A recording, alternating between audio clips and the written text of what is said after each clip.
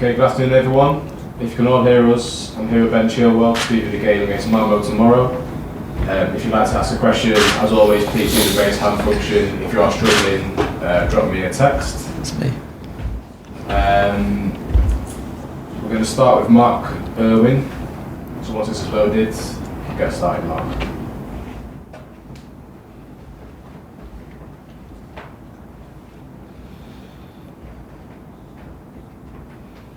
Can you hear me? Yes. Hi, mate. Hi. You're in fantastic form at the moment, Ben. I mean, it's a massive change from the start of the season when you sort of had that weird period when you went to the Euros, didn't play, and then sort of had 6 or 7 games again at the start of the season when you suddenly weren't in the team. Was there a point when you were asking yourself, well, what's going on here? How it's gone from being in the Champions League final to suddenly 2 months on the bench? To be honest, I've been asked this question quite a lot recently, and I've given everyone the same answer, which was that it is obviously frustrating because as a footballer, you want to be playing week in, week out. It's what you enjoy, stepping out on the pitch on a Saturday afternoon and playing football. But you have to train well every day and support the team, I think, which is the main thing. When you've got a squad like we do here at Chelsea with 20-25 world-class players and 2 or 3 people fighting in every position, you've got to understand that you're not going to play every match, and just to support the group and train hard so that when you get your chance you're ready. Cheers, Mark. I'm going to move on to Nizar next. Am I looking at it? Okay. Hi Ben, congrats on your good form lately. I just wanted to go a bit more into that period, if you don't mind. Was there any doubts for you in that period, or was it just a case of you knew that your class would shine through in the end? Yeah, no doubts at all. I think like I said, when you train hard every day, and of course as a football player, you have to have confidence in your own ability, and I was just keen that I would train hard every day so that when I did get my opportunity, I'd give the manager a headache, and that's all I could do really, is that when I got the chance to play was to play my best and give my best for the team, and hopefully then get more opportunities and show him that, or give him as much of a headache as possible. I'm going to move on to James Ollie. Hi Ben, just following on from that, the manager Thomas Tuchel described you in a press conference a few weeks ago as being mentally tired during that period. Is that a description that you recognise? It's a difficult one. I think when you come off the back of a summer where you've been disappointed, where you probably wanted to play, it's the Euros in your home country. Of course, everyone's going to be disappointed when they don't play in that. But coming back to Chelsea, I felt like I was in a good place to help the team. But of course, Marcos started the season very well. Was here for the whole of pre-season, and had a great start to the season. And I think like I mentioned, when you've got 2 or 3 brilliant players in each position, fighting for 11 shirts, you have to be realistic. And at that time, Marcos was playing very well, and I knew I had to be patient and bide my time and just support the group. And I think that's the sign here of the fact that we've got such a strong group that's doing well at the moment, is because there's no egos in this squad. There's a group of players that want to work hard for the manager, work hard for the club, for each other, and when whoever gets the chance to play gets their opportunity, they're ready. Okay, Mike Walters, please. Good afternoon. On the back of the disappointment of not featuring in the Euros, is becoming a goal machine the best therapy, because you had a tremendous goal scoring run last month? Yeah, I mean, it definitely helps.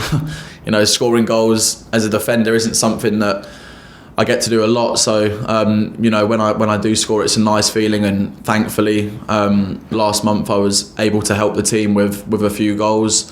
Got my first goal for England, which was an amazing feeling as well.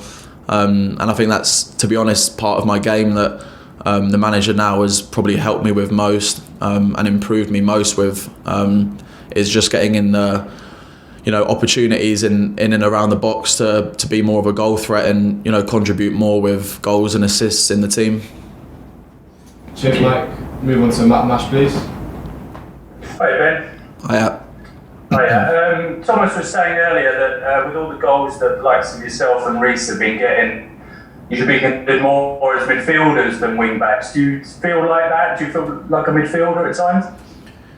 Yeah, I think, to be honest, with the way the manager wants us to play, we probably do spend more time, in attacking positions, and especially the past, few months, he's encouraged me and Reece or Marcos and Aspie, whoever ends up playing there, a lot more to not just stay on the touchline, to play inside, just play with freedom, really, which he's expressed to us a lot, is to just play with freedom.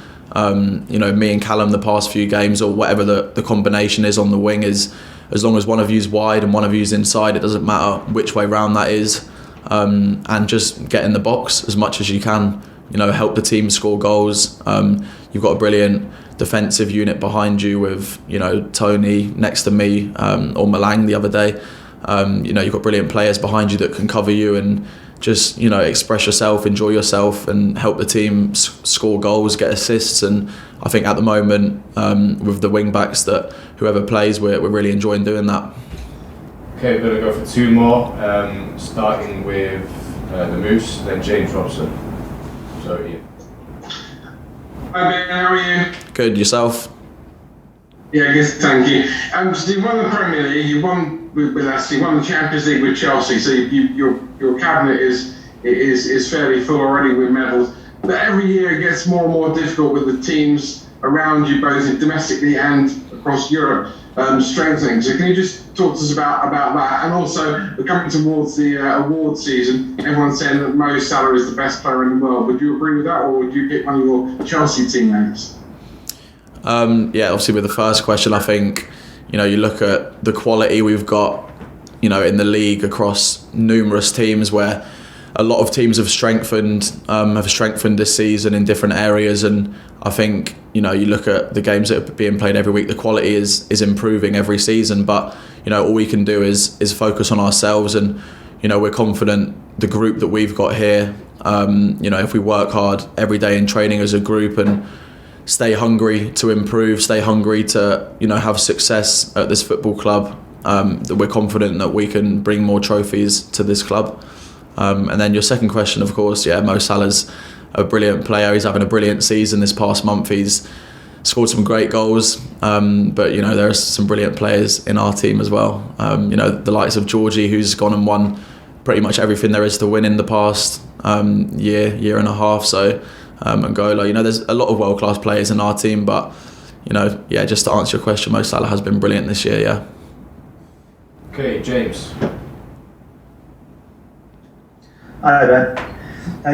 You're currently top of the league, and that is down in large part to the likes of you and other defenders scoring plenty of goals.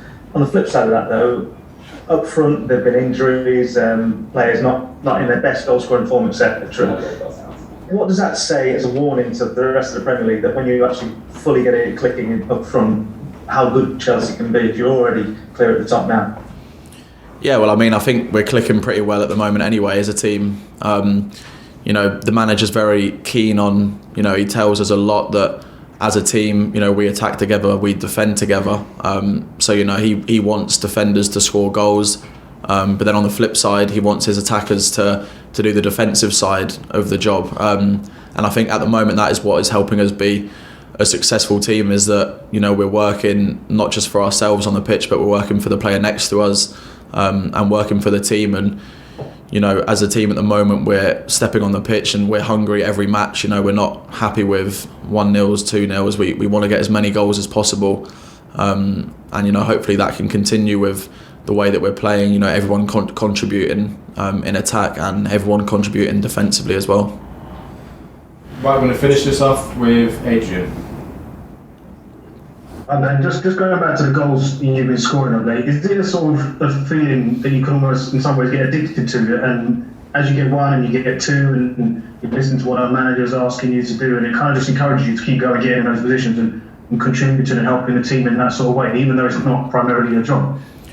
Yeah, no, for sure. I think, like I've said, I've learned a lot under this manager in terms of positioning when the ball's on the other side, or just getting in the positions where you can score a lot more goals. It's quite funny actually, because after the game against Newcastle, obviously I didn't score, and we won a great win 3-0, but there was a little bit of me that was disappointed that I didn't get a goal. But then when you've got Reece on the other side getting 2 brilliant goals, of course buzzing for him, and it's nice that if one of us can't get a goal, that the other one's on the other side, doing a brilliant job to get 2.